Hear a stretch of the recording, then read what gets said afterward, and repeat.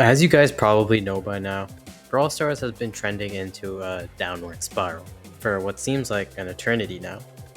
But maybe that time is coming to an end, and we'll discuss that in this new video. For the first part of the video, I'm going to talk about the Trick or Treat event, analyzing the event to see whether it was truly a good event or not. In the second part, I'm going to talk about the Brawl Talk and the new update, the new collab, some of my expectations, and thoughts on the new features. And maybe the balance changes if I'm in a good mood. If you haven't already, make sure to subscribe to keep up with my videos. And second, join our Discord server. We have some fun stuff to do there, like our very own 1v1 rank called Gauntlet. Or simply just have fun. Finally, consider becoming a channel member if you're interested in supporting the channel and have ample disposable income for some cool perks, like watching videos early or getting to decide on future video ideas. First off, let's talk about the Trick or Treat event. For time's sake, I won't go over the basics of the event, but let's start out with a bit of background. For full explanation on some of the stuff that's been going on with the past event and such, watch my video on the Subway Surfers event. But for a short explanation, we are going downhill. Play rates are obviously going down crazy amounts, and for good reason. Brawl Stars has been struggling to make an actually fresh update, filled with not only RNG events and random BS, which does not stand for Brawl Stars.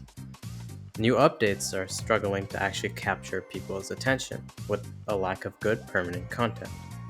Like, come on, what was the removal of Mastery? But anyway, things have been looking bleak, and Brawl Stars needed a Hail Mary. Or did they? Well, to be clear, the Trick or Treat event is not, in any way, shape, or form, a Hail Mary, and that's fine, and I'll explain why in a little bit. First, let's talk about the event, starting with the candies. Honestly, these were definitely extremely prevalent and easy to get throughout the event. First off, the daily rewards. You would get 21 candies after 6 wins per day, which is definitely pretty solid and adds up over time. But more importantly, they didn't remove the daily star drops from the daily trap, like they did during the Subway Surfers event. This reinforced the fact they're only just adding to our progression and not taking it away and putting it in different spots, which was a big theme in past events, especially the Subway Surfers one. Secondly, the 50 candy quests. These were low-key goated, and you could either take your time in completing it or do it fast and get the reward quickly. And these were super useful obviously, with 2 of them equaling a whole box, while also incentivizing more gameplay. Next, the Sugar Rush. This, interestingly, is pretty controversial. A lot of people didn't like the stress it caused and the limited time nature of it, and of course, the whole thing with it ending suddenly after like 20 days or something. These are some valid points, as I think Brawl Stars could have explained when it was ending a lot better, and it was definitely stressful when you were playing it. However, to me, it was one of the fresh mechanics we needed, and it was just a great way to earn huge amounts of candy, though you did have to be lucky with matchmaking. Therefore, to eliminate the luck, a big strat used was using brawlers under 100 trophies to only face against bots. However, this disproportionately helped casual players of course, while people who were more hardcore were screwed over again, which is its own video. I don't think that was intentional, but it's definitely something to note. Of course, you could buy candies from the shop, but unlike past events, the amount you could buy wasn't as disproportionate as what you would naturally get through the event. The last source, the big dogs of the event, the bosses. These were 6 different bosses: Plague Dr. Crow, who, I might add, is one of the greatest skins of all time, Ghost Diver Rico, Gargoyle RT, Headless Tickman, Karate Spike, and Kizu Kenshi. I know a lot of people probably have different opinions on the boss fights, but personally, they were the highlight of the event to me. They were honestly really fun to fight against and actually posed a bit of a challenge, though not too hard, especially in the insane boss fights. I mean, being the last one standing and killing the boss really brought back the love for the game that I was starting to lose.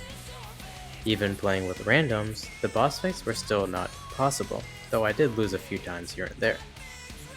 Of course, the rewards were quite good as well, with a lot of candy being given out, with even more being given out in the last week. Speaking of that, it was honestly the most fun of the event, really giving a hard challenge but was also really fun, especially in the extra supercharging day where the entire screen was filled with BB's hyper super bubbles. Overall, it was just fun games, and I think Brawl Stars should really start to look to more of a PvE focus in the future, like a story mode or more interesting boss fights and whatnot, as more of a chill mode than facing off against Pika and world finalists every other game, and the terrible matchmaking overall. Finally, the boxes themselves. You could choose either the trick boxes or the trophy boxes. If you chose the trophy boxes, you could level them all the way up to the Ultra Trophy box. Trophy boxes are their own situation, but they are still pretty useful for cosmetics in a way that nothing else in the game really is. However, they are really hit or miss, and very RNG based. The trick boxes are basically mega boxes on steroids, and so are pretty solid. Personally, I've gotten so many coins and such from these boxes, especially star powers and gadgets, which is quite useful for helping me max out my account. Overall, I think the best part about this is that we were actually allowed to choose which box we really wanted to put our resources in.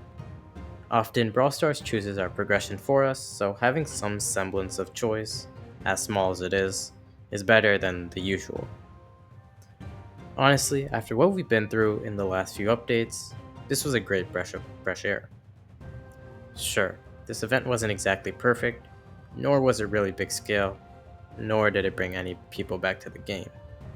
But it was solid and was pretty fun to play, and right now that's exactly what Brawl Stars needs. Before bringing new players to the game, they need to stop the decline first and satisfy current players, which I personally believe they sort of accomplished with this event. And now, let's talk a little bit about this coming update. There's a lot of stuff to cover, so I'll try not to over-explain and keep it as brief as possible. First off, the collab with Stranger Things. You could have given me years to guess a collab for Brawl Stars, and I would still not guess the Stranger Things. To be honest, this collab is quite a strange thing. Okay, I'm sorry, I couldn't resist making that joke. But anyway, this is actually a strange collab. I mean, it started all the way back in 2016, which should not make it coincide with the target audience of Brawl Stars, as most players were probably born after it dropped. However, it makes sense for both companies on a macro level.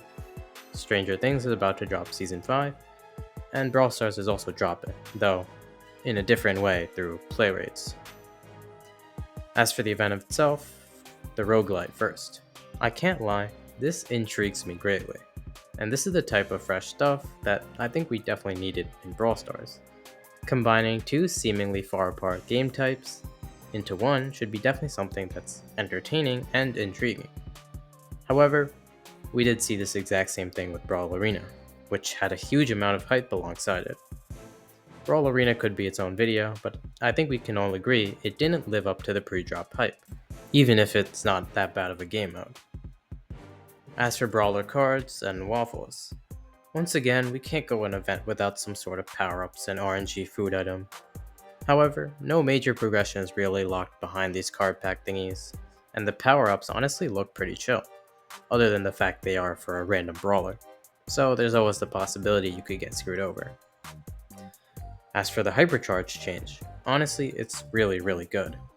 Making hyperchargers as a whole less impactful is something that we've been wanting for such a long time now, and it's great to see them actually implement this, and reduce the reliance that brawlers have on hypercharges. There's also Trio Wipeout and Gem Grab coming into the game, which sounds weird, but honestly is the type of fresh stuff this game desperately needs right now.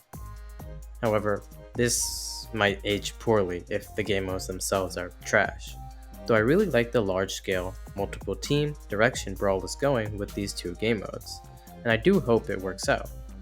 However, I foresee kill stealing to be a big problem in these game modes. Next, the daily win change. Words cannot describe how much I love this change.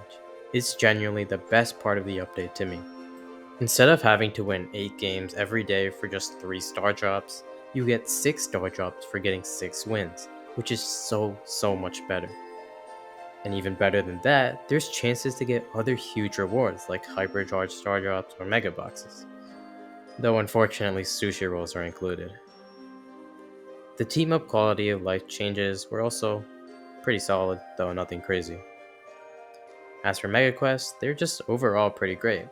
They incentivize playing the game more, but aren't overly too hard, and give out great rewards like XP or some boxes and whatnot, so overall just a nice little addition to progression.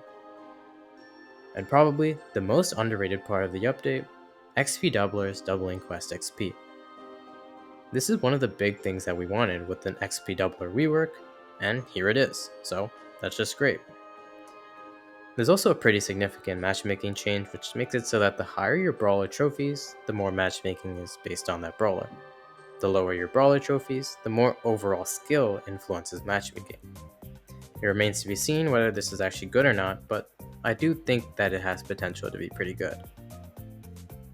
You may notice there's two things that I haven't gone over yet, and it's the new hypercharges and the balance changes. The hypercharges look quite broken, is really all I have to say about it, but we'll see on release. As for balance changes, I'm not the guy you should be looking for balance change analytics, but overall they look solid to me. Nerfing broken brawlers like Kenji, Ollie, and Bonnie, and finally giving some buffs to brawlers who really need them.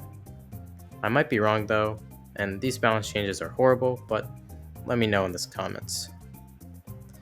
Also, there's apparently a new door event that just dropped for even more rewards, which is just showing that Brawl Stars are not taking their foot off the gas pedal, which is what they have done at the start of the last few updates, which did lose some of the hype when the big event actually came around like a month after Brawl Talk.